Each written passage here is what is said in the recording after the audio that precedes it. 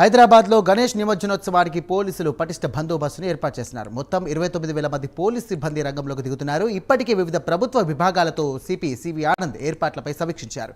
శోభాయాత్ర కొనసాగే అన్ని మార్గాల్లో కూడా సీసీ కెమెరాలతో ప్రత్యేక నిఘా పెట్టారు. హుస్సేన్ సాగర్లో దాదాపు 50,000 విగ్రహాలు నిమజ్జనం అయ్యే అవకాశం ఉందని అధికారులు తెలియజేస్తున్నారు. రైట్, ఇదే అంశానికి సంబంధించి మరిన్ని డీటెయిల్స్ మా కరెస్పాండెంట్ లిఖిత సిద్ధంగా ఉన్నారు. లిఖిత, చెప్పండి. ఇప్పటికే గణేష్ నిమజ్జనానికి సంబంధించినటువంటి ఏర్పాట్లు కూడా పూర్తి చేశారు. దాదాపుగా గల్లీ నుండి కూడా గత 3 రోజుల నుండి చూసుకున్నట్లయితే ఉత్సవాలకు సంబంధించి కూడా నిమజ్జన ఉత్సవాలకు సంబంధించి కూడా వినాయకుడి నిమజ్జనం కొనసాగుతూ ఉంది. ప్రస్తుతం అక్కడ పరిస్థితి ఎలా ఉంది? అధికారులు ఎలాంటి ప్రణాళికలు తీసుకున్నారు? ట్రాఫిక్ నియంత్రణకు సంబంధించి కూడా ప్రత్యేకమైనటువంటి ప్రణాళిక ఏమైనా రూపొందించారా?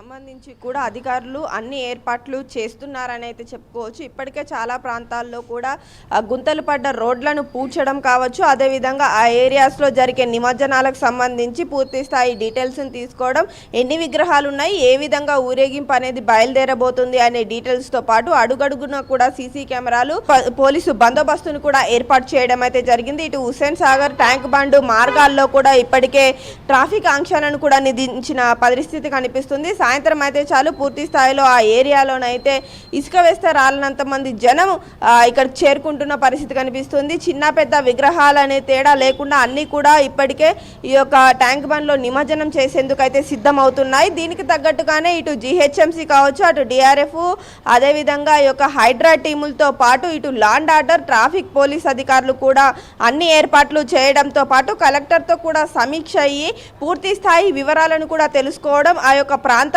ఏ విధంగా నిమజ్జనం జరుగుతుంది, అంతేకాకుండా ఇటు బాలాపూర్ గణేష్ కావచ్చు, అటు ఖైరతాబాద్ గణేష్ కావచ్చు, ఆ వెళ్ళే రూట్ మ్యాప్ను కూడా ఒకటి పూర్తి స్థాయిలో సిద్ధం చేయడంతో పాటు అక్కడికి వచ్చే భక్తులకు ఎలాంటి ఇబ్బంది కలగకుండా క్యూ లైన్లను ఏర్పాటు చేయడం, అలాగే షీ టీమ్స్ను కూడా ఏర్పాటు చేయడంతో పాటు ఇటు అడుగడుగున వందలాది సీసీ కెమెరాల నడుమనైతే ఈ యొక్క నిమజ్జనం ప్రశాంతంగా సాగే విధంగా పూర్తి ఏర్పాట్లను చేస్తున్నట్లుగానైతే తెలుస్తోంది. ఈరోజు ఇప్పటికే ఈ యొక్క హైదరాబాద్ సివి ఆనంద్, అలాగే రాచకొండ కమిషనర్ కూడా బాలాపూర్ గణేశుడి దగ్గరికి వెళ్ళడం, ప్రత్యేక పూజలు నిర్వహించడం, ఆ ఏరియాలోని బాలాపూర్ గణేష్ వచ్చే సమయంలో ఏ విధంగా ఉండనుంది అనే విషయాన్ని కూడా ఇప్పటికే సమీక్ష నిర్వహించడం జరిగింది. త్వరలోనే రూట్ మ్యాప్ కూడా ఒకటి ఏర్పాటు చేసి ఆ రూట్ మ్యాప్ను కూడా విడుదల చేస్తామంటూ కూడా చెప్పారు. ఎక్కడెక్కడ ఆ ట్రాఫిక్ ఆంక్షలు ఉంటాయి, అంతేకాకుండా ఇటు శనివారం రోజు పూర్తి స్థాయిలో అన్ని కంపెనీస్కు కావచ్చు, అటు ప్రభుత్వ ఇటు ప్రైవేటు సంస్థలన్నింటికీ కూడా